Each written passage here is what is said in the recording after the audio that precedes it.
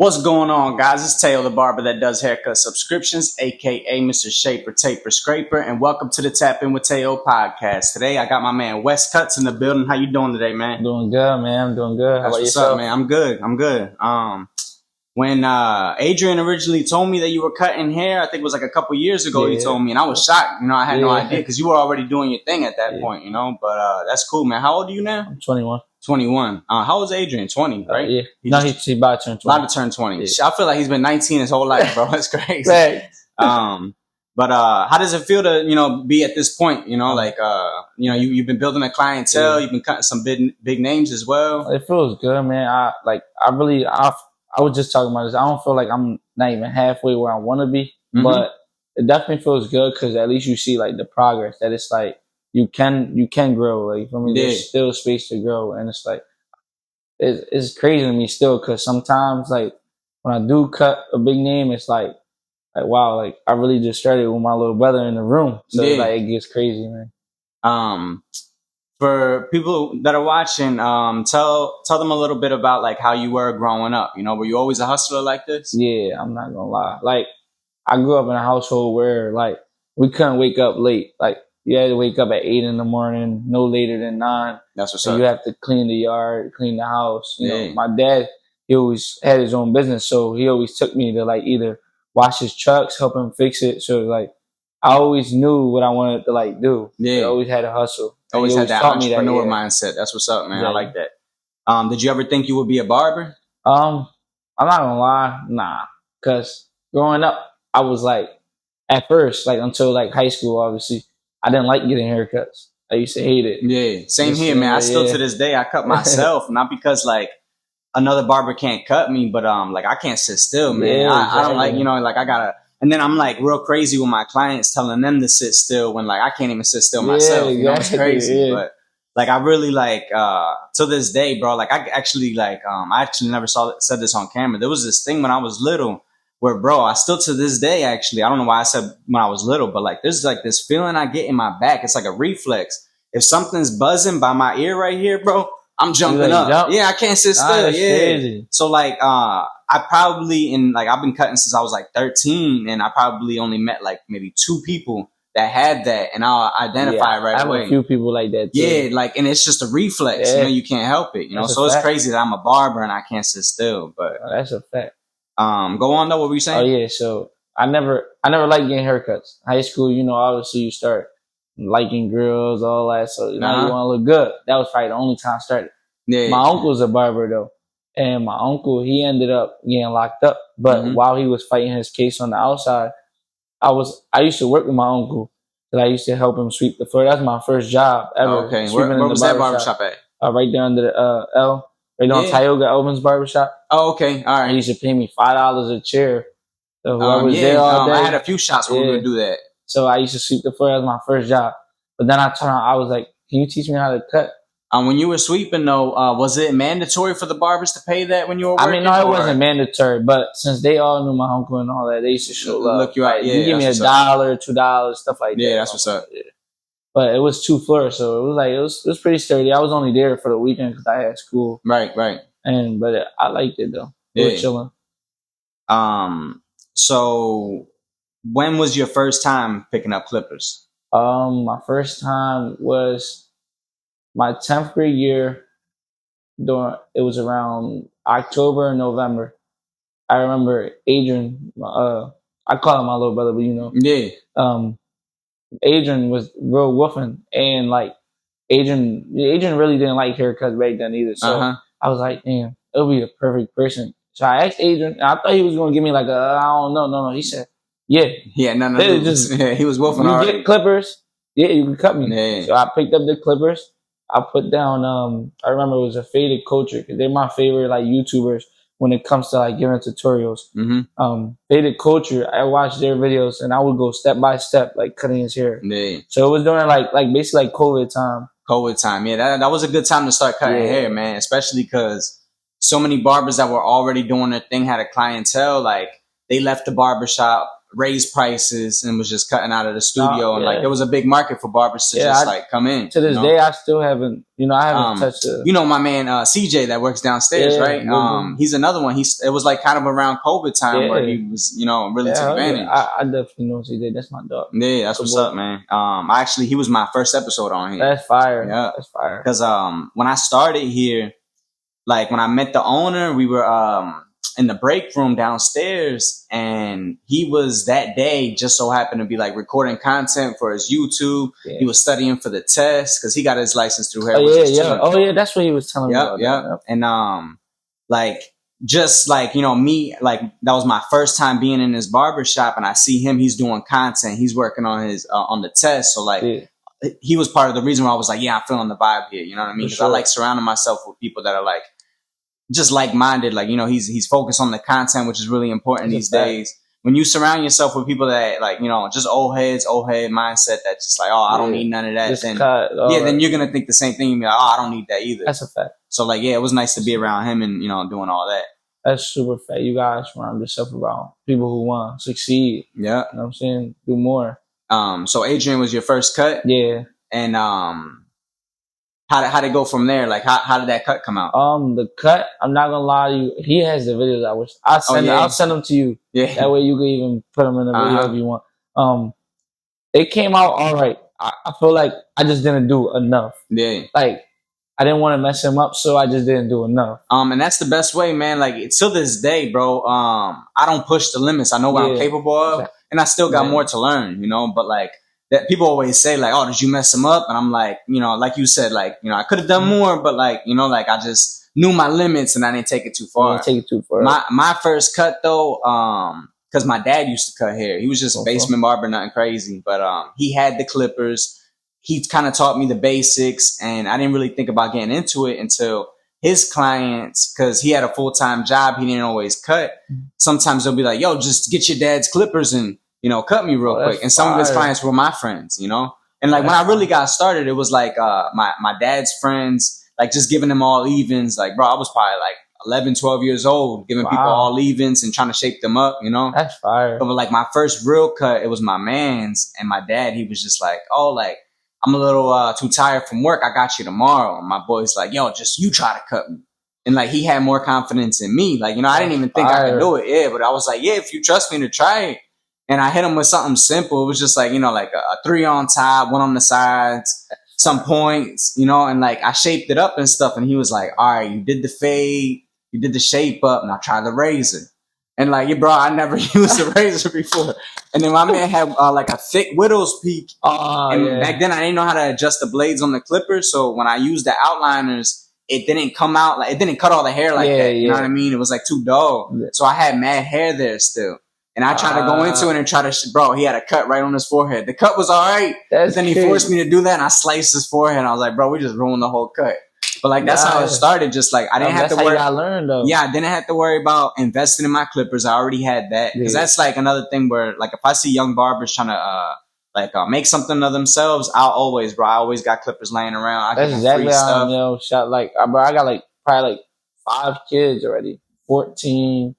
I got the youngest is like 12 that I gave clippers to. Yeah, that's what's up, man. They're Jersey, Philly. Yeah, I feel like if you're not helping other barbers or helping the industry in any way, like what you really doing, it's really you're just money driven at that point. Exactly. If you're not trying to bring anybody value. And that was the first thing my uncle told me when he taught me. He said, when I asked him, he said, "Do you want to cut hair to make money? Or do you want to cut hair because you really want to cut hair?" Mm-hmm. I said, "I really want to cut hair." He said, "Good answer, because I would have never taught you said for money." Yeah, because people like that don't last, bro. Especially like around the COVID time, there was like I said, there was a chance for people to come in and learn this game, but they came in as like, oh, this is gonna be a little like way to make money. And then they see you actually got to put some work in. You definitely do. Yeah, they don't see what goes on behind the scenes. They just think, oh, yo, I got clippers. I got the ring lights, like, who needs a cut? It's a lot. Yeah, it is a lot, especially with like, marketing yourself. And that's why I say like content. If you posting content, that's the best marketing. That's a fact. For real. That's a fact. When did you start seeing real money out of this? I started seeing real money probably like, I want to say like 6 months in. 6 months in, I started getting like more friends. So like they would see, all right, you did Adrian good. Then like more of my friends would come in, and then it started off like $10. So like I was cutting in my room. I was cutting in my room $10 a haircut, and I was doing see like $5 shape ups, $10 haircuts. I probably see like, to be honest, no crazy, like probably like 10 people a week, something smooth like that. Yeah. And did you not raise your prices till you moved out of the room? Yeah. Okay. You cutting with Jeannie still, right? Yeah. Yep. When did you two like how'd that happen? I used to work with Jeannie. That's crazy. We worked for a little while together. Yeah. So I always watch Jeannie because Jeannie is like, to me, she's top tier barber in the city for me, and it's like, so I always watch her videos, I'm like, damn, I want to be like this. But she had left DSG, and she moved next to my house, like right in the building. That's the old chocolate factory. Exactly. Yeah. So I was playing basketball outside one day, hooping, and I wasn't getting, since my uncle had got locked up, I didn't get a haircut from no one. It was like it was already 2.5 years in. I was cutting myself and letting Adrian or somebody fade it back. Like, but I didn't care how I looked because I had long hair. Yeah. And one day I was hooping and it was about to be prom, and my mom said, yo, you need to go to somebody good for prom because it's prom. So I saw her come out. So I'm like, oh snap, she moved here. So I booked with her. After I booked with her, we were chatting, but I never told her I was a barber. I would just ask her questions, and like, I guess she started figuring out little by little that I was a barber, and then she's like, yo, what's your Instagram? Like, you cut hair, right? I'm like, man. She found out I cut hair. So then she took, I gave her my Instagram. She was like, damn, you really good for how long you started? And then she was like, I see you like content, all that. Like, I would love to work with you. Like, I want you to come work with me. Like, I'm down to just even like be just us two. Like, that's what's up. I feel like you gonna go to be signed. Was it just her at the time? It was Jason the barber. Oh yeah, I know Jason. I used to work with Jason on Being Allegheny. Yeah, so Jason was mad cool, bro. Shout out Jason, bro. He's not there no more? Nah. Jason went like off to like do his own. He stopped cutting for a little bit. Now he back, like he cutting again. But yeah, just that's how it started. And then she was like, come in here, move in here with me. And I'm in my head, I'm like, I never worked in a barbershop ever. Even though that's still private, it was like I was gonna be around two guys who cut hair, and it's like I was just in my head like, damn, like I don't know, like would they judge me how I cut? Yeah, right. So I was scared. And how old were you at the time? At the time I was 18. Okay. So she was like, give me a chance. She was like, I'm gonna give you a shot. I feel like this is gonna go good. Just think about it. Like, think about it. I'll give you a month to think about it. Give me a month. Right before the month ended, I called her. I'm like, I'm willing to do it. Yeah. And then we got all that process going. That's cool, man. In a place like that, y'all don't take walk-ins, though, right? Nah. But eventually we do, because it's like the people who live upstairs, sometimes they come down, or they'll see us like coming out, and they'll be like, yo, you got space real quick? Oh, that's what's up. And most of the time they'll be like little quick shape-ups and all that. Yeah, that's what's up. They come through. So Jeannie was like a mentor for you. Yeah, for sure. That's what's up, man. Sure. And you did the whole YouTube thing too. You watched YouTube videos and stuff. Who's like some of your favorite people to watch on YouTube for haircut stuff? For haircuts, like I said, first Faded Culture. I like Faded Culture a lot because I feel like they give a good actual like they'll show you how to do a crazy fade. Besides just teaching you how to cut hair, they teach you like how to go in depth. Like, they don't hide no tips and tricks. Oh yeah, there's a lot of barbers that kind of like give you like highlights. Yeah, and it's not really a tutorial. No, I feel like 360 Jeezy's like that a little bit. Exactly. I don't watch his YouTube videos too much, but I know on his shorts and his TikToks, it's like really it's definitely like that. I said the same thing. Like, I feel like he don't really show you the. You know what I'm saying? His clippers are fire though. I don't know if you use them. No, I haven't. Yeah, I got a pair. I'm about to get a second pair, man. They're good. I never tried them. They're good. I see what's up with them. Him, I like watching. I'm not gonna lie. I used to watch. What's his name? I think it's like, it starts with an M. It's like Marvin or Martin or something like that. Marvy Marv? Marvy. Okay, yeah. He was 32 when I first started. His content is pretty like funny. Yeah, I actually took his course on what was it, like ways to build a clientele using social media. And I learned a lot from that. Yeah. Speaking of like building a clientele, how would you say like was your best strategy of building a clientele? Best strategy, to be honest, just consistency. Like, not really like, obviously you gotta stay consistent on Instagram too, like posting all the time, showing them what you can do. And then it was like just showing them that you like you never say no. Like my dad always told me never say no, and that was the best advice I ever got in my life. Because it's like people call me and I go like I always say yes. Yeah.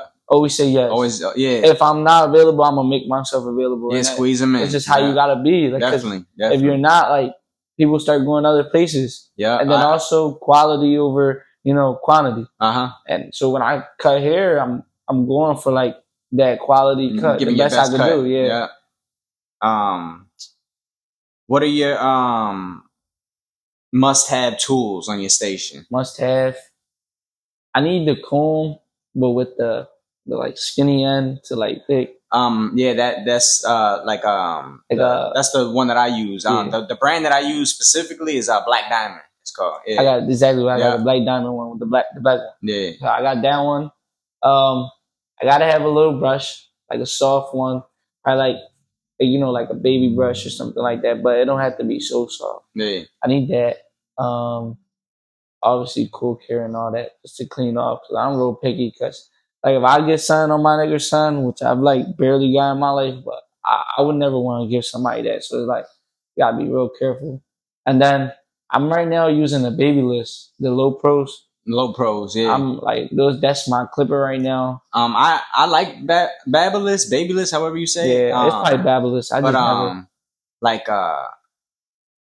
They're mad. First of all, they're mad confusing with models. Like, you talking about like the ones like it's got like the plastic cover in the front. So with the low pros right now, it's like you said, they got so many different. Yeah, I have the original ones that came out, which were you remember Nicole's like special edition where it was like blue in the front. Yeah, I remember that. I have those, and I have the regular ones that first came out, the black one, and then now they just came out with the miniature ones. Right. They're called compact size. Compact. I just started using those. That's probably the best clipper I've ever used. And like, I still have my old Magic clips, but like I buy new ones, but I still use Magic clips because like when I started, that was like that was a good clipper. Yeah. It's a little outdated now, but if you're used to it, like that's a good. Just sometimes I use it like if the other clippers die or something, I forgot to charge it. Nice backup clipper. When I started out. I had the wired because cordless clippers weren't even a thing back then. But I had the wired Andis outliners and Oster fast feeds.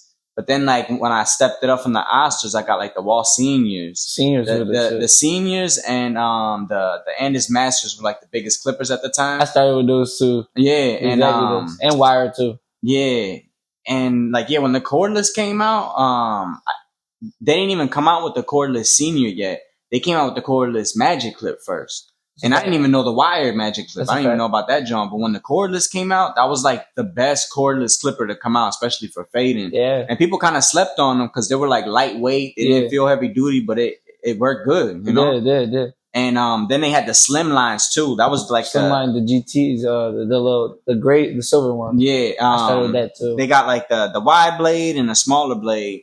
But when those came out, those were like ahead of its time, bro. Like the first ones, they came out with the lithium ion battery later, but the original ones were like $40 at the time.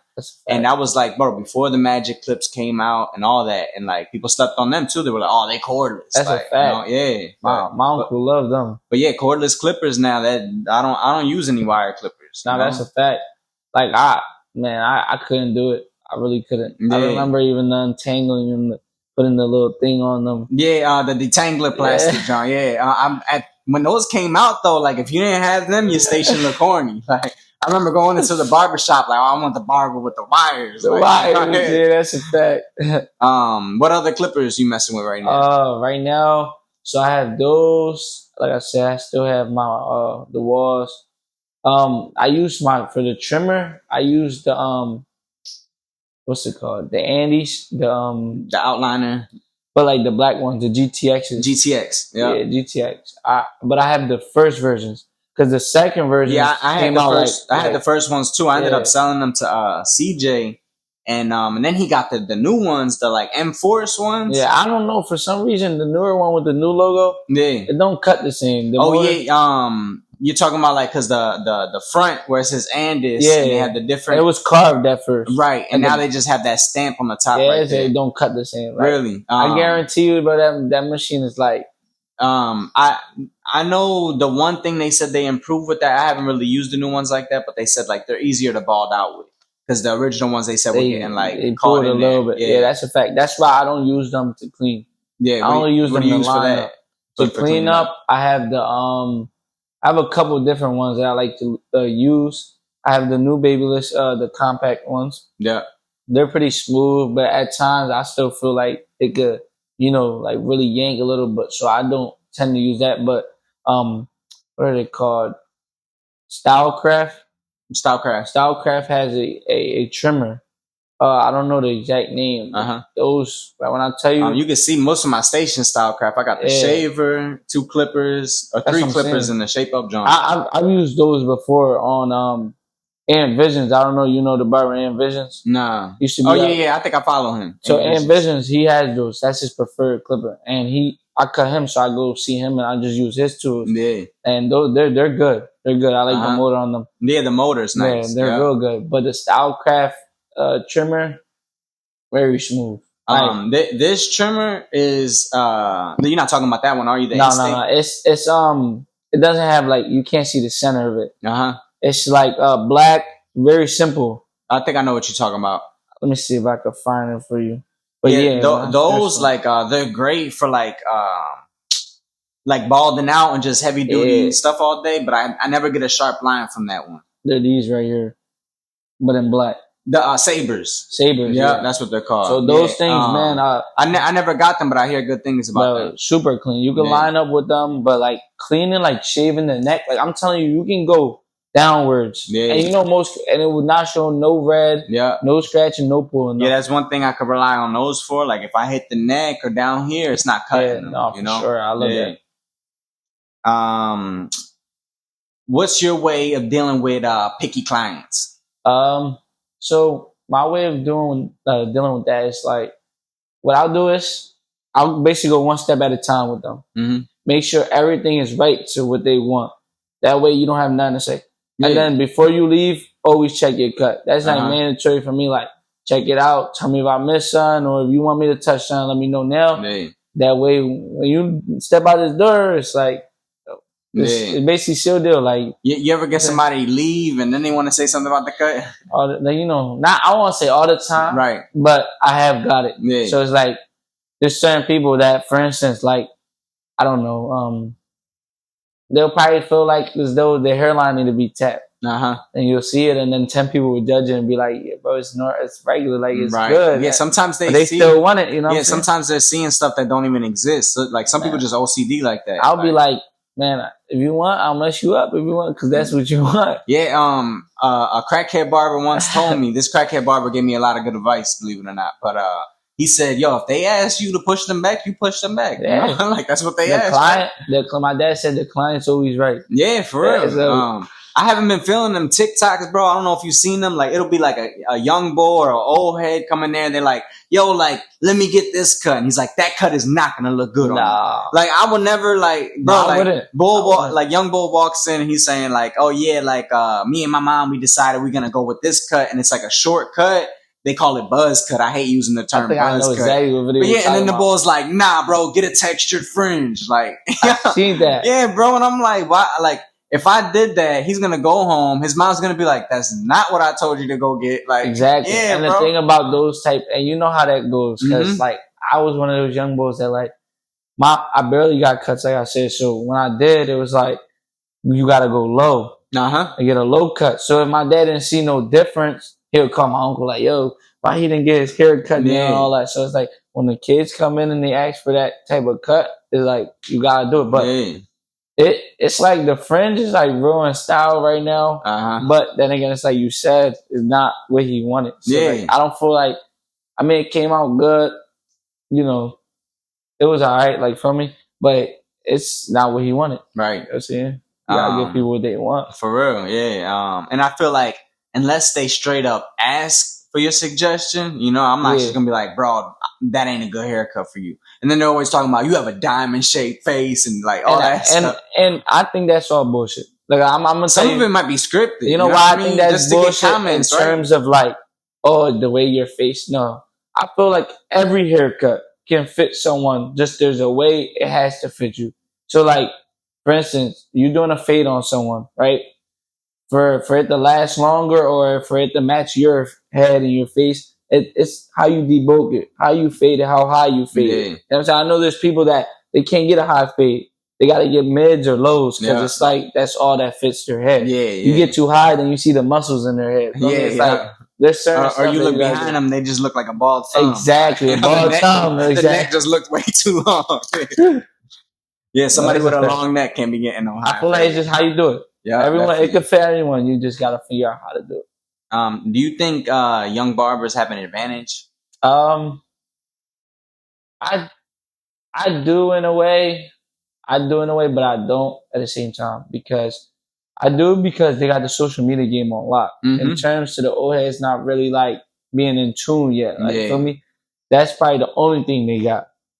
And I know so many old heads that like old head barbers that are really doing their thing without social media. And that's Well a known. fact. That's a But fact. imagine if they took it to social media. They would bro. be two times bigger, 10 times bigger actually. It's crazy. But I think with the old heads, what happens is like they come from a generation where it was already sharp. There was no enhancement. You know what I'm saying? Yeah, like yeah. that's they were snapping and like I feel like the new generation not really there with it. Like they cut good. I can say they blend crazy, but their shape ups aren't how the old heads was shaping up back then. That's a good way to put it. And also like when you go to cut a celebrity, there's majority of times they're not gonna go to the young boy. You know what I'm saying? They want to go to the old head who's known and like who has experience in the game. Yeah, sometimes people might see like old as just like, oh, he experienced. Yeah, and exactly. That's why I said I think barbering is the one career where the older you are, the easier it will be to get into it. Some people will be like, oh, That's I'm a 35, fact. I can't start cutting now. Nah, Yes, you that's can. cool. Like That's you go into cool. a barbershop, brother, you can be like, yo, he looks like he knows what he's doing. That's what 'cause I'm saying. He looks like he been cutting, you know? Just all around. Like, but I've gone places where people will mention like Adrian. Like I said, Adrian's one person that supported me through this like 100% and for life. Whenever that kid needs a haircut, that's like whatever he needs in general, because he changed my life. Dang. And he's not scared to tell anybody. Like I would be scared to tell people. Like he went to Matisse Thybulle, basketball player, and said, yo, my brother cut my hair. Look, Oh yeah. try him out. Look at his Instagram. Like shout me out everywhere. So a lot of people tend to be like, oh, he can't cut my hair even without seeing what I could do. And it was because of how I look, how young. You know what I'm saying? So it's like, and when they see my work, then it changes. Like then people were like, oh, like when you could cut me. But it's like it's hard to get opportunities sometimes, like especially starting out. So I feel like it's right there. The young boys got something, but the old heads got something too. So it's definitely. But yeah, I really think some of these old heads they could really take it to another level. Oh, for sure. And that's a fact. Because they just been playing the word of mouth game, you know. That's a fact. Imagine the power of like the internet, like marketing to people all over the country. It was snap. Like yeah, you know, it's crazy. I know a lot of old heads like that. Yeah. There's a couple old heads downstairs that like you know they don't post none. They don't do social media. Yeah, that's crazy.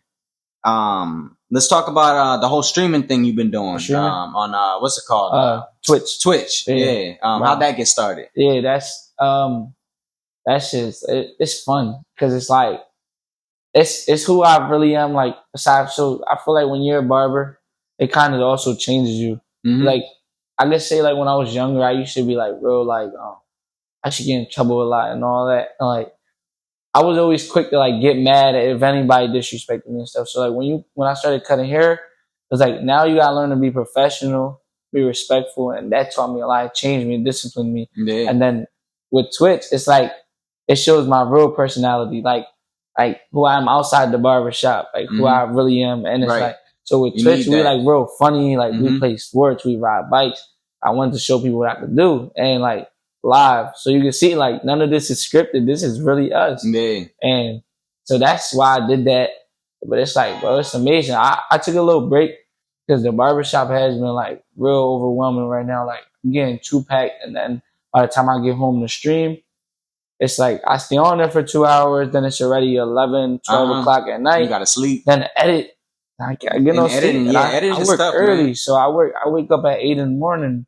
Well, I start cutting at 8, and I get done at 9. That's like my schedule every day. So it's hard to like really do the Twitch streaming and that. But I have to find a schedule where like I have to give up some hours where I can. I'm about to get a new laptop. This MacBook I have right here only got 8 gigabytes of RAM, and I need 16 to really be able to edit. And I was probably gonna do that today because, bro, I got podcasts I gotta edit. I do the family vlogs. Me and wifey and the baby will just like kind of like show like our lifestyle and show our personality a little more, because that comes a long way in business. Yeah, like, for sure. For instance, like you could have a realtor that like he's just like, oh, come on in and check out this house with me, give you a tour of the house, and like we don't even know this bull. You know what I mean? Like, yeah, it's a nice house, but why am I buying from you? From you, like, there's houses and realtors everywhere. That's crazy you say that, because my client was just telling me that, and it's like I have multiple like moms coming with their kids, and like, yo, like I'm really coming to you not only because of how sharp you are, but like my kids want to come to you. Right. I never had a barber where the kids want to come to you, and it's like you're like you build a relationship with people, and like when I come here, I feel like I'm not only a client but a friend. And I say that's why social media traffic is way better than, and you haven't really experienced the real like walk-in thing in a regular barbershop. No, I haven't. But yeah, in a barbershop, and that's good, because honestly, when you're in a barbershop, a lot of my clientele I met from walk-ins, but a lot of the walk-ins that I had to deal with, bro, like it's so much skepticism. They don't know you, they don't know who you are or how you can cut. That's even if you show them pictures before they sit in the chairs, they still skeptical. It's like they're looking in the mirror the whole time. Yo, you doing this right? Like, and you got to go through that like half hour to 45 minutes of just tension in the back of your mind. Like when I hand them this mirror, they're going to love it and they're going to come back. But I got to get through this tension a little bit. Yeah, it's hard. It's super hard. But as opposed to like, bro, if I get somebody, I get a lot of people from TikTok that like, they'll sit in my chair like, oh, I found you on TikTok. I follow you on there and I've been following you for a while and I decided to come in. When they sit in your chair, it's an honor to meet you. They feel like they know you already. It's like meeting a celebrity. You know what I mean? Like, so when it's that vibe, it's just so much better than, then those people are less picky too. They are. They're just happy to be in the chair. They trust you and they're just happy to meet you. As opposed to like, you get these people that walk in. Bro, I've been in barbershops, man. We got a packed barbershop. Every barber's booked. We don't have no availabilities to take walk-ins. Dude gonna walk in talking about who's the best barber. And it's like, bro, like, first of all, our worst barber is booked up. Like, you trying to get in with our best barber? And then like they really act like people will even call up like, yo, who's the best barber over there? And it's like, bro, you act like we have contests and we like settle it. Settle it. It's not even like, I was like, whatever barber barber you talking to, he's gonna say he's the best barber. Or like not even like, you know what I mean? Like who wants to even like, like claim that title in a team? We all a team. You know what I mean? That ruins even bonds. Yeah, you know what I mean? Like, because I worked in barbershops where like it's just young barbers in there acting stupid. We've got that question before, like, and it's only 2 of us, right? It's only 2 of us, and people will be like, "Oh, so like, who's better out of your two?" My answer is always, listen, Jeannie's been in this game for a very long time. Yeah. I still look up there from me to this day, and it's not only because like how she cuts. It's like even the things she's done. Like, it's just and just the time she put in. You know, like you gotta respect it. It's well deserved. Like, so I always say it like she's better. I'm sharp. I won't say I'm not sharp. But she's better. She got a lot of even timing. You know what I'm saying? Like she can take her a while if she want to take her a while. But if she want to be fast, she can go fast. So it's like it takes time to even learn that from me. And I could do it, but then there's certain hair, you can't do it like that. You have to really take your whole time. Yeah. So it's like, she got it though. Another thing I learned from that crackhead barber, like he said, if somebody asks, like if they're about to get in your chair, or if they DM you or something like, DM might be different because they can see your work. But if somebody asks you how good's your fade, you ask them how good's your tip. Because like you want to put pressure on me as a barber, I can put pressure on you as a customer. That's fire, yeah. Yeah, so then now they're like, damn, I wasn't planning on tipping shit. So like, maybe I should shut the fuck up. Yeah. No, yeah, it's just a whole lot of people that like, they think that like, cause me like, and it's not even like at the level I'm at. Like even like when I was starting out, I never let bad vibes sit in my chair. If I'm not feeling your vibe, bro, I don't care how much you paying me. You know what I mean? Yeah, like, no, that's a fact. Because that bad vibe, that bad energy, it lingers and it can go on to the next client. And that next client is somebody who's not picky, tips you good, don't give you no problems, comes every week or every other week. And now those bad vibes, he's feeling the vibes. He's like, you know what, bro? There's something about, I'm not even feeling find a new barber. Because you wanted to hold on to that dude with the bad energy. Yeah, the bad energy is bad. I always said to be a barber, you have to come in clear-minded. That too, yeah, man. That's why I literally grab my phone when I cut and like, because I go by appointment, I tend to like literally always try to be on time. Mm-hmm. So like I know when that hour hit, it's the next person that I'm checking my phone. All right, are you outside? But I don't like to, how do I say it? I don't like to look at my phone because someone like text me or something's bad happening and it ruined my whole day. And then we have to leave out and stuff like. And I never understood like because I did like a semester and a half in college, and I remember them asking like because they would tell us to put our phones away and stuff like that. And like I remember the students in there asking like, oh, like what if like my grandma's in the hospital? Yeah. And I'm like, yeah, like, that'd be, devastating. But like in my head, I'm always like, what the fuck you gonna do? You know what I mean? Like if she's in the hospital, she in good hands, like, hey, there's nothing you could do. Like, and I guess they think about like, oh, what if I missed her last moments kind of thing. And I'm like, if that's the case and they texting you, chances are you probably weren't gonna, you know what I mean? Like, what are you really gonna do? Like call up the school, all that. Yeah. But I've always been, like I even tell my girl this, like, if you got bad news for me, say before when I come home. Cause like if I got like 5 more heads back to back for the day, I don't want to hear that. You know what I mean? Like for sure. I'm gonna end up giving somebody a high fade. They ask for a taper. You know what I mean? That's like, exactly how it is, bro. Like you get super nervous. Yeah, it's a big mental game with this. Like we ain't outside sweating, digging a hole in the ground, but it is hard work mentally. That's a fact. And standing all day, that could be a bitch too, man. I got a bad back, bro. For real. Me too, bro. It's crazy. What were we talking about though? We kind of went off topic, but we was on the Twitch, John, though. The Twitch, yeah. So yeah, that was good way to like show your personality on there. And what do you do on there exactly? Like, so I do like IRL streams, like in real life. So what I'll do is just basically live the moment, and it's like we'll do like probably some challenges on there. I know we went under the L, and we did like one of our best streams was like we gave like one of the like crackheads hot chip, the hottest chip. Oh, the hot chip. Yeah. But like before anybody judged me, I paid them to do it. Okay. So like in the video, you can see I asked them. I said, listen, so no one on social media thinks like I was just abusing you guys and giving you a hot ass chip without knowing. I told them like it's really hot. Yeah. I'm gonna give you money, and on top of that, I'll buy you milk, so that like Yeah. Bro, but it was so hot. Like I'm telling you, dude. I've never tried growing up. That shit probably fuck up my intestines. It's my worst thing he ever did in his life. Adrian did it. Without drinking milk for 20 minutes. Damn. So like, bro, I'm telling you, Adrian's head was like a hot tamale, bro. That's crazy. But like, Adrian liked that hot stuff, so he took it like nothing. But bro, I do that. Ride bikes on there. Really is. I found it like not only for me to grow bigger, like because it also helps out with the barbering. A lot of people want me to stream and cut. Yeah. It's just like sometimes you have clients who don't want to be on stream, and it's like, so I respect that. I just have to find a way where I could juggle that together. But I also like wanted to help out my friends. Some people are like feel they're lost, and I feel like all my friends have their unique talents, like where they can be something big. They just have to find what it is. And like, so you're going into it with the intention of like, if you blow up, they blow up. Exactly. Yeah. One hand feed another. So like, if we all right, it's like a show. We're all on a show, but whoever's funny, whoever like makes the people laugh or like makes them like intrigued, that's who's gonna blow up too. Yeah. So like, if we all blow up together in our unique way, everyone starts their channel. From there, we all kind of blow up. Yeah. And now it's even easier because we're a group. Yeah. So like, we have platforms. Everyone like everyone has their different people. Yeah. We dragging everyone to make a bigger platform.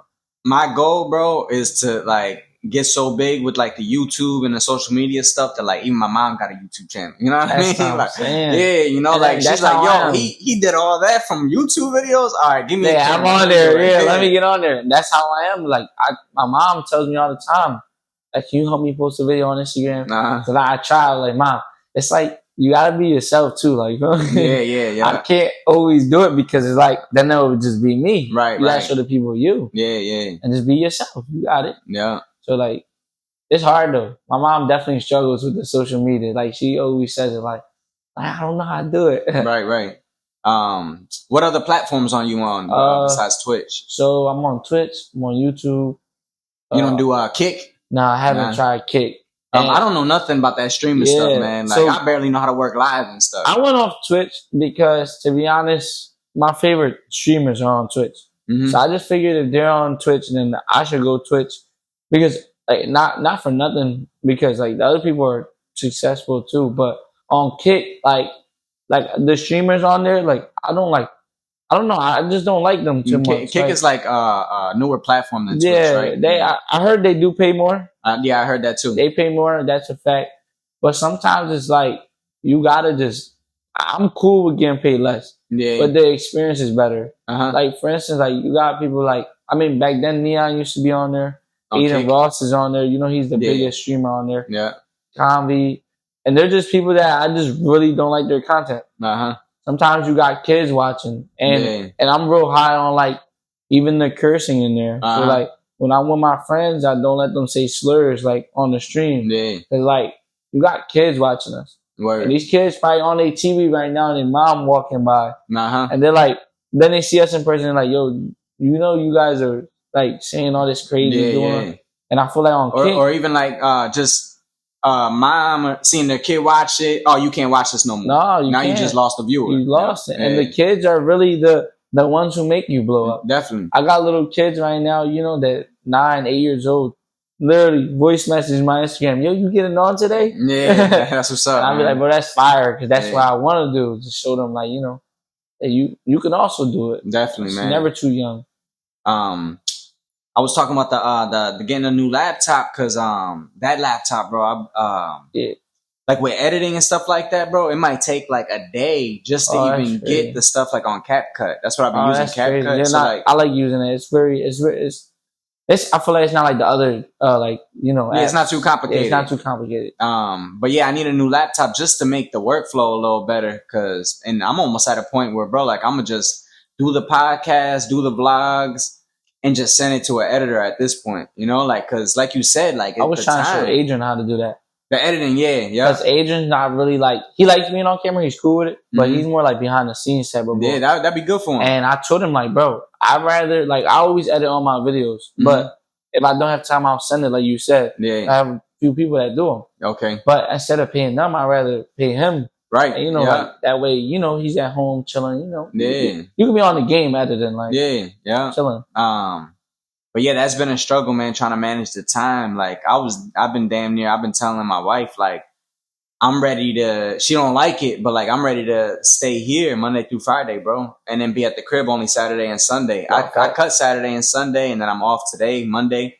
But like, I just want to just lock in and just, you know, that's a fact. Cause when I'm home, I'm definitely not editing, man. We got the baby there and stuff like that. Like, that's the thing. Like, and I always say this to like even my girl, because I was talking to her about that the other day. I was like, because we're real, like, we're always around each other. So like, she don't like when I'm far away. Like, you know, like, that's what I'm saying. So I said, so like, what's gonna happen if like one day like they do call me? I do get that one call that I always dreamed of, like a crazy celebrity barber, and they're like, I want to hire you like on a salary type time where you have to stay out here. You gotta move out here, or like you gotta come over here every like week, stay out here for a week, go back. You know, what are you gonna do at that point? Yeah. And it's like, or just with things just blowing up in general, like, you know what I mean? You're gonna be in a lot of different lanes, and you're gonna be busy. It's hard, you know. It's really hard because at that point, like, not only do we have to make an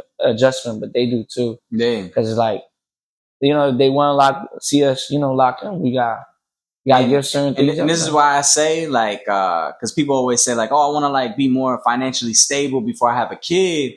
And I always say, like, really, there's not a good time to have a kid, because once you do reach that financial stable that you're talking about, you're gonna be busier. So now you got the money, but now you got no time, you know, and you got to give your kid time. That's you know, fact. Yeah. That's a super fact. And I feel like cutting hair is just like one of those professions where like it's just super hard. Like even quality time.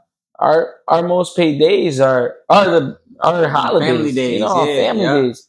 Now a lot of people don't see that, and then they're like, "Oh, I pay extra? Can you stay later?" Yeah, I had people asking me to cut them on New Year's Eve after New Year.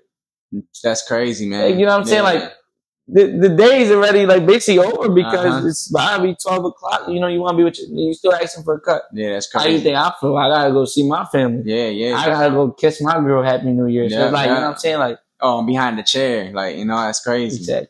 There's no money in the world that you could pay me to cut at that time. Yeah. But yeah, I've been trying to work on that, man. Like, and like you said, I'm gonna try to come up with like a schedule or something instead of like really locking in from Monday through Friday, which at some point, like, I felt like was necessary, because right now, like, I live in like a little row home on Aramingo and Clearfield. We're trying to get like a nice luxury apartment downtown. We're trying to get some new cars. We only got the one car right now. I'm trying to get a Lambo. You know what I mean? I got. You know what I mean? Yeah. God bless. Well, that's my dream car too. And yeah, and I like the Urus. That's what I want. That's what I want too. I love that car, bro. I've been looking at the i8. You know, the BMW i8. When they came out, they were like 150,000. Yeah, they were up. And now, bro, you can get one for like 50. Yeah, they're down. 50,000. It's crazy. That's like a brand new Toyota Camry. Like, you know, and you can have the vertical doors and all that. Yeah. And I say, honestly, like, somebody opened my mind up to this, because I used to be real big on real estate and passive income and all that. But honestly, number one, when you work so you don't have to work no more, you're really money driven. Like I said, I don't want to be money driven no more. I just started that this year. Like, I've been really like reading the Bible and getting into like, you know, Christianity and stuff. And it's all about being purpose driven instead of money driven. And when I was thinking like that, like, oh, I just want to make passive income, I was really being money driven. So now I'm not even thinking like that. I'm really just thinking about investing in myself to the point where getting that Lambo is investing in myself. And you're calm, you're chilling, because when you do things like that, like you said, with a purpose, I feel like everything goes so much better. Like those are like, basically, to me, that's like a gift from God. Like everything's coming because not only did you work hard for it, but God feels you deserve it. Yeah. And like, and that's how and people relate material things and money to evil too much, because they misquote the Bible. The Bible doesn't say money's the root of all evil. It's the love for money that's crazy, because my grandma every morning, I'm like one of the earliest to wake up is my dad. He drives trucks, so he leave actually the earliest, but he'll leave like 4 a.m. like that. But when I wake up, I always like, you know, give my grandma a hug, and then she'll be like, "How's today? Is it another packed day?" I'm like, "Yeah, grandma's packed today again." And then she'll be like, "You know, that's a blessing, but remember that money's not everything." Money's not everything. She reminds me every day. Yeah. And it reminds me the passion I got for cutting. And I go in there and like, bro, sometimes people forgot to pay me, and they'll call me, "Yo, Wes, you should have told me." But I'm like, "Oh, I forgot too." Yeah, I didn't even know. I didn't even know, bro, because you just having a good time. I want to cut you. That's what I wanted to do. I came in to have a good time to cut. I like to see people come in one way and leave another. Like that's what I like. But yeah, like people like they really praise money like more than they praise God, bro, and that's not the way to live, you know. And God don't like that, man. The Bible literally talks about, like, back in the day, what you can call a Lambo now, what a Lambo represents now, and how people might treat those material things, like praising it and just, you know, like waking up in the morning and, you know, like, manifesting it. Yeah, you know, like back in the day, they used to have like sculptures or like animals made out of gold, right? And they used to look at that and praise that, pray to that, like, you know, and God didn't like that stuff, you know? So like, and today that could be related to like material things like Rolexes, cars, and all that stuff. So that's why we're not supposed to be, you know, praising that like it's God, you know? That's a fact. That's something I definitely gotta like also, you know, learn. Cause every time, like, you know, obviously you want something, you work hard, you get it. It's like sometimes you forget like what's the real purpose of life. Like right now, like instead of investing in, I don't know, for instance, like you go and buy a crazy ass outfit, and buy son. There's kids out here who don't got like their parents don't got money to buy supplies for school. Mm-hmm. That's something I want to do. I've never done it. Yeah. I want to do a back to school event, and I should be doing it this year. I do. I think I am. My mom has been sending me. My mom does hair, and my sister does nails. My girl do nails. So we was all planning on doing something all together, where like even little girls, get little, color nails or like get their hair done right before school, supplies, all that like haircuts and all that. So we trying to do something all together. Yeah, it's good to get back, man. Yeah, for sure. Whenever like Hair Wizards, they do their little charity events like back to school cuts. We even do picture day. We'll go to the gymnasium at a school. Oh, that's fire. Yeah, what's it called? Community something? That school? Academy? Community Academy. I went there for a year. Oh, okay. I think my girl even went there for a year. But yeah, we'll go to the gym and like we'll have like a whole line of kids. And we just cutting them back to back. Hey. I used to cut in school too. Not in that school. I wasn't cutting there yet. And when I went to Esperanza, I was cutting, and my principal found out I was a barber. I got a little clout off of that within the school, because I started cutting the principal. All the kids is now like they was just piling up, like everybody. That goes to show you, man. The principal was almost like the influencer. Yeah, he getting cut, like yeah. So like nowadays, like I even took courses on like influencer marketing and just like the power of just like even when I think I don't know if it's the Olympics, but like sometimes they'll have like an athlete, they'll be like, oh, I'm going to Disneyland or I'm going to Disney World. Disney paid them. They were like, yo, if you win, we got a bag for you. All you got to do is say that. And now everybody going to Disneyland. So influencer marketing's been going on, but like it's so powerful. Like that's the new commercial. No, that's so crazy, right? Because I'm not gonna lie to you. My first I cut like a football player first. Mm-hmm. He played for the Eagles and all that, but he wasn't like starting all that. I cut him, and then what's up with? There's so many barbers saying like, or like people will talk about their barber and be like, yeah, he cut all the Eagles players. How many people cut all the Eagles players? That's the truth.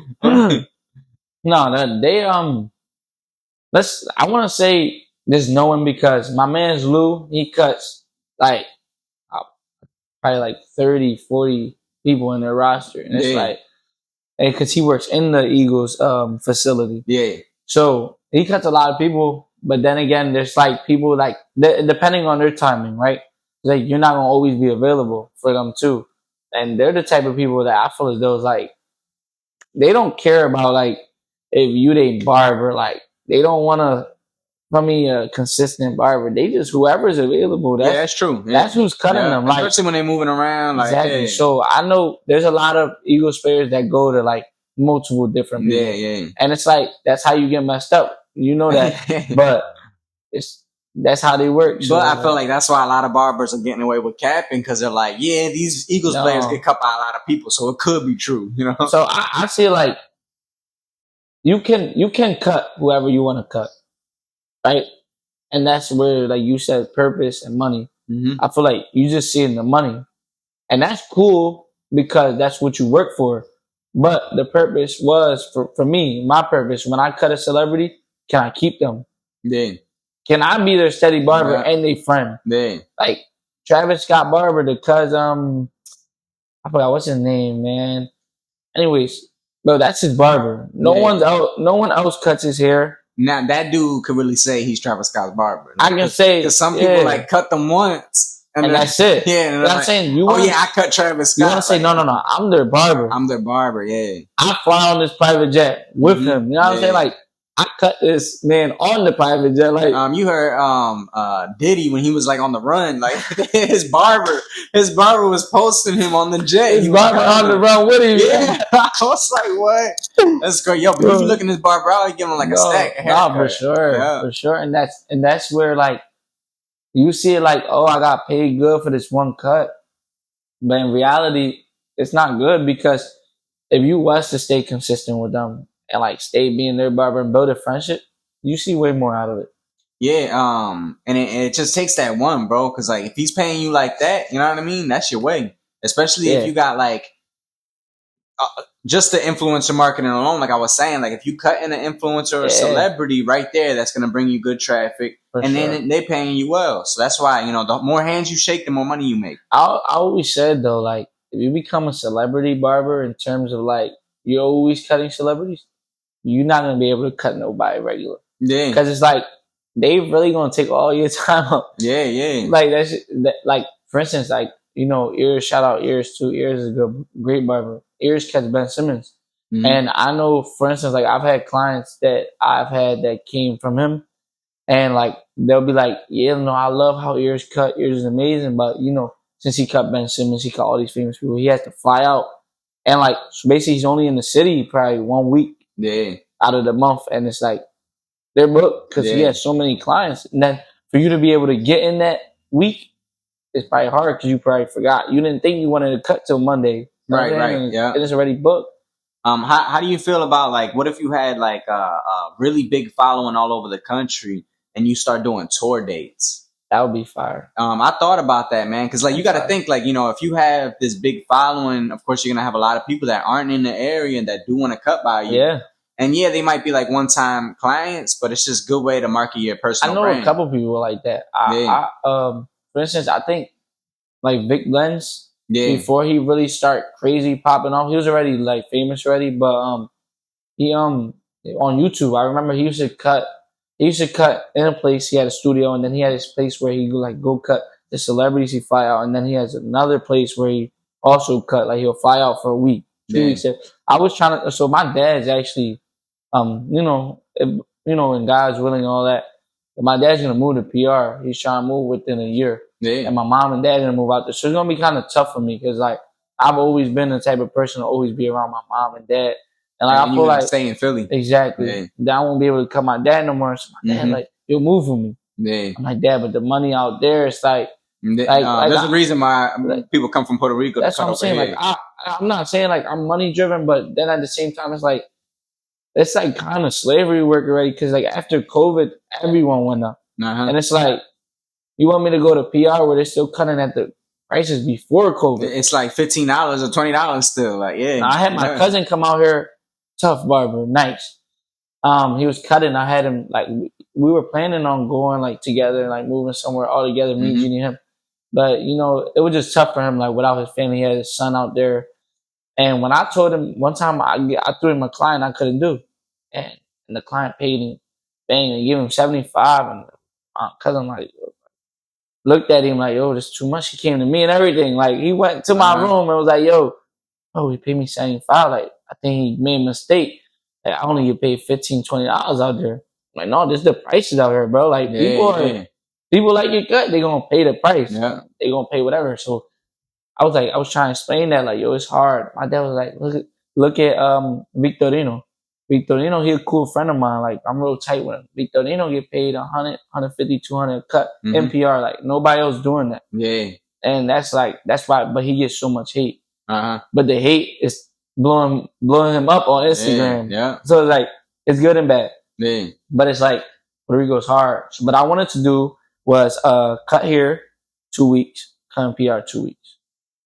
Find a barbershop where I could work at, or my dad was offering to like build a barbershop, because out there you don't need like permits to do everything. You could just build up. That's what's up. Like you buy land, you build up. So my great grandfather was a barber, but like this shit runs down. Like it's crazy. Like you would think it's like actually in my blood. My great grandfather was a barber. He had a barbershop, and it still stands to this day. It says like his name barbershop when you go over there.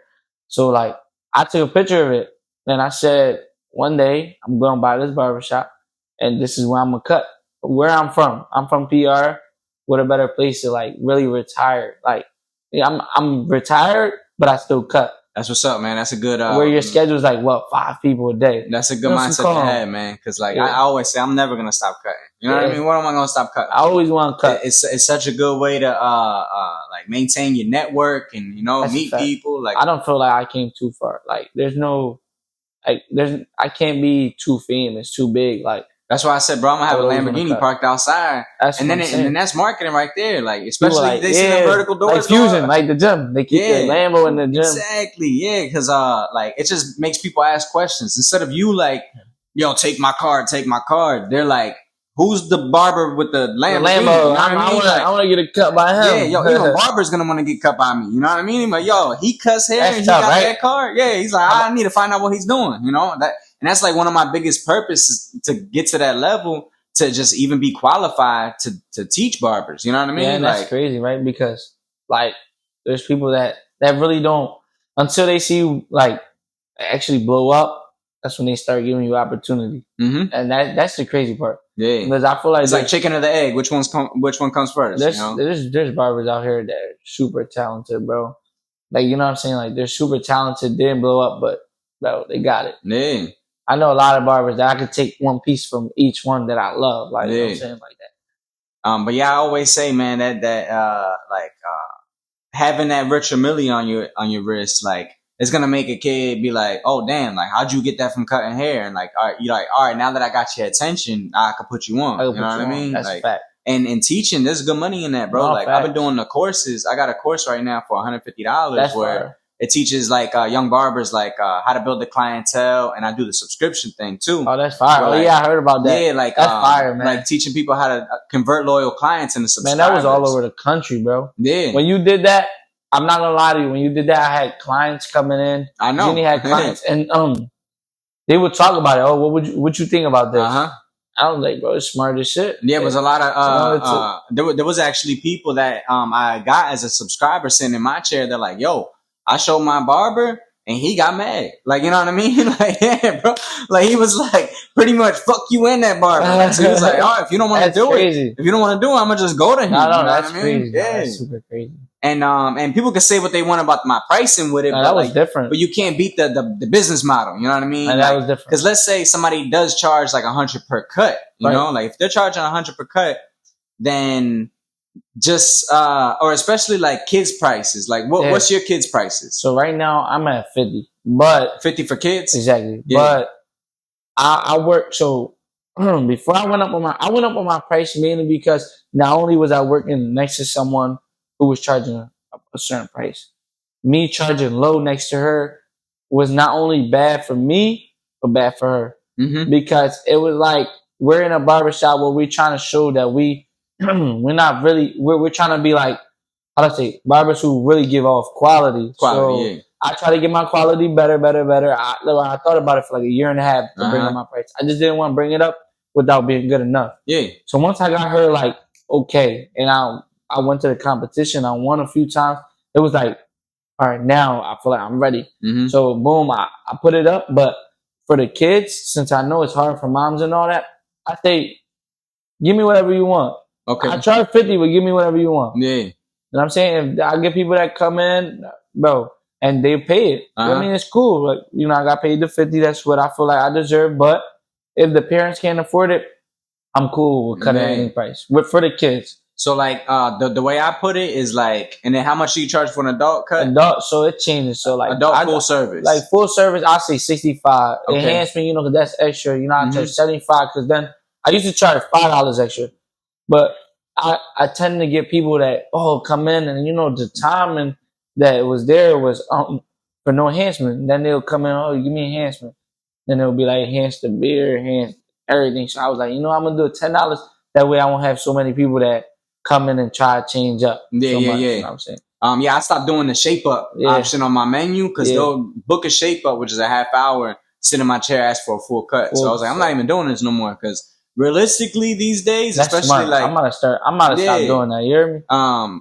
Because like let's say like who really doesn't get like a skin taper or a fade? And like, nobody gets like the dark points with the rounded back. Nobody really gets that no more. So lineup is like something stupid to even put on your menu these days. You know, like that's maybe like occasionally like somebody might still get like an old head or something like that. But honestly, like it just complicates things so much. And I'm just like, yo, we ain't even doing that no more, man. Yeah, I feel the same way. I feel like I should take it off because it's like.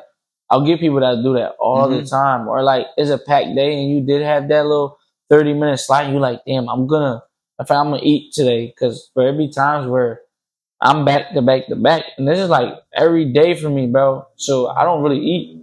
I come in, I'm not a breakfast person. So I eat when I go home and that's like 8 o'clock at night. Yeah. So when I do get those 30-minute slots and then someone books that shape up, and then they come in and then they're like, "Oh, I want this, bro." I've had people book shape up and want some crazy shit. Crazy, yeah. Yeah. Or like, bro, like the walk-ins downstairs, they'd be like, "Oh, I just needed just a shape up." Shape up and then they end up and blow up. Yeah. And then blow up.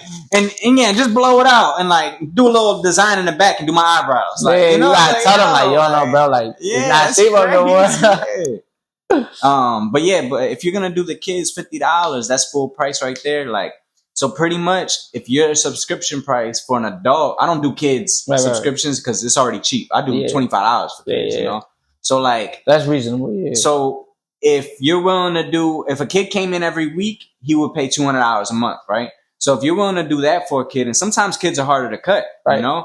So if you're willing to do that for a kid, you can do $200 a month for an adult if they're willing to be consistent. Exactly. You know what I mean? Because I used to say that, like, I had clients that would like come in like once a month, and their haircut was hard to do. Even if they came in every week, their haircut was hard to do. So I would tell them straight up, like, bro, like honestly, at this point, like if I charge you less, would that make you want to come in more? Because I wanted my job to be easier. The more you come, the easier my cut. That's fine. And it feels like when you wait that long, I'm not giving you the best cut I can give you because your hair is so used to being messy and long that like without the consistency, you're really not getting the best quality cut. And that's true. And that's super true. Like me, I have clients. I always so my mom, like I said, my mom has a studio and she has the whole washing bowl and all that.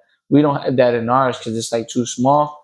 We got this right here. It's a mobile joint. You just plug it in. That's fire. I was just looking at that. The only thing, I think the pump is messed up because like it don't come out. The water don't come out too much. But the right side right there is water, and the other side is dirty water. I see. My man's in Power and Cuts, Josh. Mm-hmm. He uses those like to cut the the homeless and all. Yeah. Because if they wanted to do the actual sinks in here, we would have had to rip up the floors and do all that. And the owner wasn't doing all that. So that's how I am with But that's what I do. Mm-hmm. People come in like that after a month and 2 months to get a cut. It is stressful because, to be honest, I even thought like those type of haircuts are worth more. Mm-hmm. And they're paying the same. Yeah. To be honest, you should be paying me double. Yeah. That's how I feel because it's like I gotta cut it down. Then if per se like you don't wash it because they don't have a washer to wash it, you wet the hair. You know what I'm saying? Blow dry it down. Yeah, it's extra work. It's extra work. Yeah. You know I'm saying sometimes you even got to scissor it all the way down. Yeah. Because it's so messy and messed up. These days, man, I can scissor, but like I can't stand because most of the time, bro. I got the scars all over my middle finger. Yeah. But like it drives me crazy when like they ask me to scissor it. And I scissor it like pretty much like the shortest you can scissor. At that point, you might as well just use the guard, you know? Guard. And bro, they'll make me scissor that John up, even it up, bring it down lower. And I just end up hitting them with the clippers anyway. Like, and that's them. Sometimes they're scared that you cut it too short. So they just working you little by little. Like, that's the trim it like this much. And if I don't like it, I'll put you back to work. Like, that's a doing all that. That's I just had somebody like that the other day, man. It's stressful. You hit one of those turnaround moments. You go. I'll have people straight up show me a picture, bro. I'll do it just like the picture, maybe even a little shorter, and they still tell me, "Nah, do it shorter." I'm like, "Then what did you show me the picture for, bro?" Like, you good. That drives me crazy, man. No fact. But real quick, gotta make a shout out to our sponsor, Trap Zone Clothing. Oh yeah. These are the shorts right here. He's got shorts available right now. He also got the hoodies. I don't know if the hoodies might be sold out right now, but hit them up. On fire. Yeah, you like that? That's on fire. It got like the band tee in the back. I used to go. I used to wear their clothes a lot. No, Trap Zone. Like then when they were in the mall. Oh yeah, okay. Yeah, yep. I like their clothes. But Trap Zone Clothing on Instagram. Hit them up right now. Yes, sir. That's fire. Let's talk about the bike life a little bit, man. How'd you get into that? So I always used to wheelie pedal bikes, and okay. Then you see I can never wheelie, bro. I don't know what it is, bro. I'll be busting my ass every time. I used to just practice all the time. Like I bust my ass so many times, and then I just started seeing everyone like elevating. Mm-hmm. They'll go from the bike like pedal bikes to the dirt bikes. Mm-hmm. I always rode dirt bikes, but I never. You think it's easier to wheelie on a dirt bike than a pedal bike? it got its pros and cons. I do think it's easier on a dirt bike. Now that I wheelie dirt bikes, like I can't get back on a pedal bike. Right. Like, I try to wheelie a pedal bike, and I'll wheelie it, my legs cramp up. Yeah. So it's like, damn, I'm old now. Like, it's crazy. I used to be able to go blocks for days. Do you ever get worried about hurting yourself? Like, cause now with cutting hair, if you hurt yourself, you got a commission. Yeah, that's what's been fucking me up right now. So I'm sponsored in the bike life. Oh yeah, and I'm who you sponsor with? I'm Los Aliados, and I got what's it called? I'm trying to work out this little deal like Fox and all them, but it's through him. Okay. So the thing he's doing is like he's made like competitions where it's like you see them people do like the dirt races on the dirt bike. Yeah. Well, we're wheeling around the track. So he already did his first event. It hosted like, I think it was like 10,000 people. So it's like wheelie competitions? Exactly. That's what's up. So first year, for the first year I came in third place. And that was like real big because it was like a lot of people, bro. And it was like, even third was like, damn, like I came third, that's tough. But it's like with that, he's trying to turn into like, we get sponsors like Fox and all them. Yeah. And they basically like invest in us. Like it's going to be 10,000 to compete. Yeah. And it'll be like they're putting that money plus you got to represent them. Oh, that's what's up. Like that. I like that. But he's a big entrepreneur, bro. That's what's up. A lot of shit going on, but that's like he's real big in the bike life right now. So he'll fly us out, or he'll like bring us out to like where he's at, like Florida and all that, or whatever city. But we can go to every city. But it's been hard for me because not only do we get chased by the cops here, everywhere we go. Oh, here, yeah. But right here is bad. Like we get chased, we get hit. Like you mean like Northeast specifically, or North Philly? North is worse than the worst. Center City will be second. Yeah, I've noticed like North been like cracking down on stuff, bro. Like before you can get away with everything. Yeah, no. You notice now, like they don't, because they don't even like. I don't smoke cigarettes or nothing, but they don't sell loosies even at the store because like they get shut down. On that. But bro, there's more in Northeast. Not to snitch on camera or nothing, but like there's more going on in Northeast, and like they don't even care about Northeast no more. It's like they trying to bring the hood to Northeast and gentrify over there. Exactly. Yeah. They're bringing from Fishtown this way. They're gonna change everything. So like generally speaking, like if you live in North Philly, stay there because like how much it's gonna cost to live there. And like the houses, how much they're gonna cost is gonna be absurd, bro. Fishtown houses, right? Back then you could have got it for the low. Back then. Now those are $1 million houses, bro. Yeah, $1 million houses, and coming this way is gonna get more. And more expensive. That neighborhood like right off of 95 near Fishtown is called North Bank. You heard there was like a robbery. Like what? Where Pep Boys and all that was at. Yeah, it's like right there. Yeah. There was like a robbery. I didn't hear about that. I'll send you it. It was like these bulls masked up in a car, robbed somebody for their jewelry and all that in there. Cause Philly's still Philly. And they think, we're gonna put some nice houses, little community. But it's crazy because me and my girl at night sometimes will like take the baby on a stroller and just like go for a little walk around there. Cause like they got the Lambo trucks, the Ferraris, everything, bro. Yeah, so like when I'm walking around there, it's just nice to see these $1 million houses and these nice cars. It's just like gives me motivation, But we used to question and we're like, yeah, like they got like security driving around, but they make it a little too easy to come up in here. Like, too easy. Yeah, bro. Like, and nobody ever bothered us, bro. Like we'll be in there smoking and nobody's saying a word. They just assume we live there, But I feel like now with that robbery, they're gonna start, maybe gating it up and like, they're gonna tighten up. Like, but I'm not gonna lie, but like you said, for the bike stuff, it's been times where I thought like, and I still think to the day, like I barely ride. I only ride when they like basically tell us we have to, and it's like I don't practice how I used to, like try to get better. I can't get hurt. Yeah. I can't afford to get hurt. Like this is what like I live off of basically. Like, you know what I'm saying? Like cut hair, and sometimes you really gotta think to yourself like I cut hair, bro. Like, you can't get hurt. I used to be real into skateboarding as a kid, and I try to like do it again like as an adult. And like, bro, when I fall, it hurts. Like before, like I used to get right back up like it was nothing. And then I start thinking, I'm like, bro, is it really worth it? Like, like what if I mess up my wrist? Yeah. And I can't, you know what I mean? Like this is my haircut and wrist. The crazy thing is like, bro, my two best friends, like same year, the start of the year, well, technically it's different years, but at the end of the year, which was like December around there, My one friend broke his arm in 3 places off of riding dirt bikes. They were even talking about maybe having a cut off his arm. God bless him, and he got a second chance. He's good now. He's still on the bike, but that happened to him, right? That calmed me down a lot. Then my other friend got hit face front with a car, broke his leg, broke his kneecap, broke all this. This was like, I'm talking about like, bro, it was nasty. And you never had any bad falls? Like, not yet. Not like hospital like type of falls? None. Yeah. Probably just some scrapes and shit. And I done fell hard. Yeah. Just, I guess you could say I know how to fall. And I'm not one of those type people like that just fall like they go limp. Yeah, I don't freeze in the moment. Right. I've always been a person I don't freeze. Like I'm one of those people that I can really like the moment so like I will make the moment so slow where I know what I'm gonna do. So like when I fall, bro, I'll roll like tuck. I'll scratch everything else, but I'm tucking, like not touching my face. I'm not gonna break my legs trying to run off the bike and none of that. Like I'm just tuck. Yeah. I go probably break a rib, break something, but that's probably the most. And like, so your folks getting hurt like made you think twice about like, maybe I should be careful. Bro, we dead ass. But we used to ride every day. I'm talking about like I'll get out of work.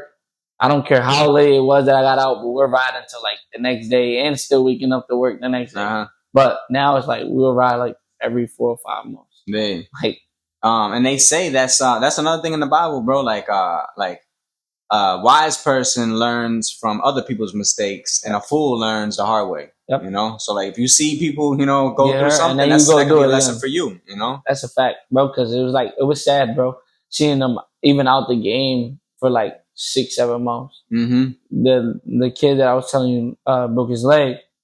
He's healed. He's back willing again, but like he'll never walk the same. Yeah, it's crazy. His knee can only bend to like a certain point. It can't bend straight. Dang.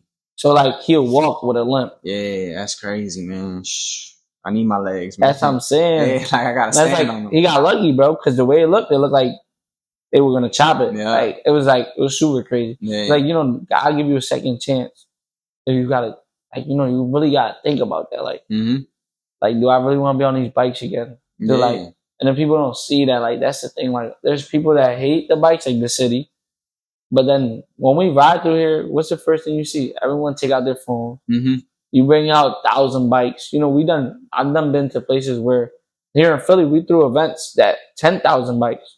What was the Florida trip? The Florida trip was amazing, bro. Yeah, I saw you brought like a bunch of bikes. And shit, we took out like 25 bikes out there, like from the city.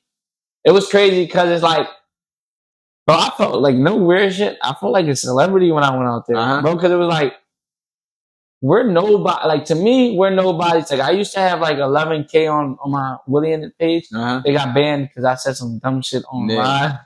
But it got banned, but it was like, but you don't really see how many people really like what you do. Like, bro, we went out to Florida, bro, the bike riders were like treating us like gods, bro. Like, that's what's up. Bro, like, you guys came out from Philly. Like, bro, we wanted to see y'all Willie for so long. Then, bro, they threw us a nice event.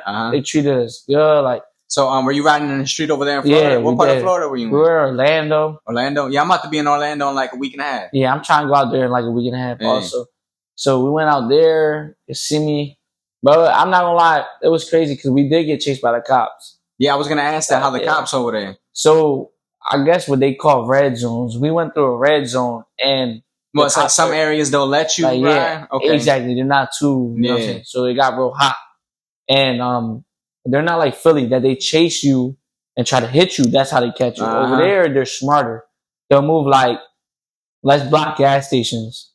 They'll have the helicopter, and they see they're long roads, so you can only go down that road.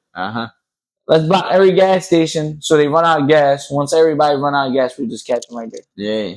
That's how they do it. So we got chased. So it was only bro, our ride-outs usually last like from 12 in the morning to like 3, 4 in the morning the next day. That ride-out lasted an hour and a half, bro. Everyone went home except us. All the Philly people were so used to getting chased, bro. They said we were the only people ever to ride through the hottest part of Florida, which was like SeaWorld and all that. We rode right next to there. And we stood out from, I think it was like 12 that the ride out ended because it was like one of those late ride outs. And we got home at like 7 in the morning. Yeah. Riding around. And we didn't get chased. So we were just chilling. And we rode on the highway and everything. It was crazy. What would you say your biggest lesson so far in your career has been? Biggest lesson. Let me see. I've been through some shit. Shit. There's a lot of shit, bro, but don't compare. For me, don't compare yourself to anyone. Like, facts. You're in a competition with yourself, and that's all it really is. Yeah, man. And people wonder, like, cause I stopped drinking. I got this 40 tatted on my arm, but this is like back when I was like drinking. Yeah. I stopped maybe like a year and a half ago. And people look at it like, oh, if he stopped drinking, he must have had a problem. But honestly, it was me competing with myself. Because I was like, if there was a clone of me and I had to compete with him, how can I be him? And I was like, I got to stop drinking. Because obviously the version of me that don't drink and party is a better version. You know what I mean? Like, and I'm the same way. I still smoke and I want to stop smoking.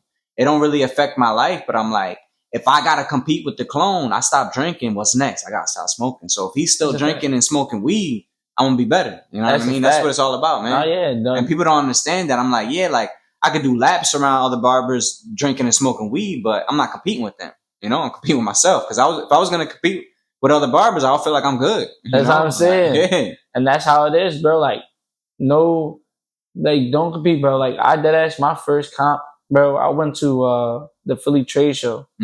I was getting, bro, they were asking me to come to that show for 3 years since I was cutting with Genie. Yeah. They're like, yo, I want to meet the phenom. Like, I want to meet the kid who's under Genie's wing and everyone's saying is good. So I'm like, all right, I'm going to go this year. Yeah. I went, and bro, like, I deadass competed, and it was like, I was so worried about too much, like, what everyone would think. That, like, to me, it kind of fucked me up, bro. It was like, next time I go, I got to be, like, more like, just me. Just cut, bro. Yeah. I'm thinking about like, oh, what they gonna think? Yeah. You know what I'm saying? It was just so much and competing with the other barbers on the stage. You know, there's 30 people on there. It's like, I'm like, am I gonna be good enough? Like, oh no. Bro, you really just can't compete. Just be yourself. Like, that ass. Like, and the crazy thing is, right? And the not competing shit, that's where I learned that there. Because not only did it break my heart because it was my first time there, I won third place, and that's a complicated topic because they chose their top 3. Yeah. When they chose the top 3 out of the 30, they hand them a paper. On the paper, they write what place you came in. So you could go take a picture for a magazine. But they give me a paper that said first place.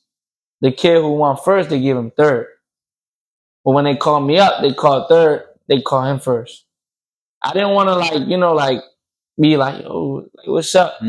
But because I'm not a bad spirit, you know what I'm saying? Like, I'm cool with it, feel me? But it broke my heart because it's like, no matter how hard and good your haircut was, you still have to get judged by people. And I don't want that. Yeah. So what that taught me was that I would never go to a competition again.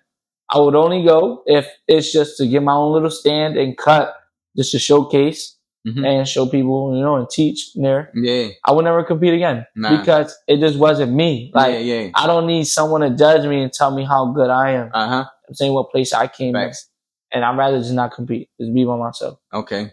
So, where do you see yourself in 5 years? In 5 years. Year 2030. Summer 2030. What you doing? 2030. I'll be 26 by then.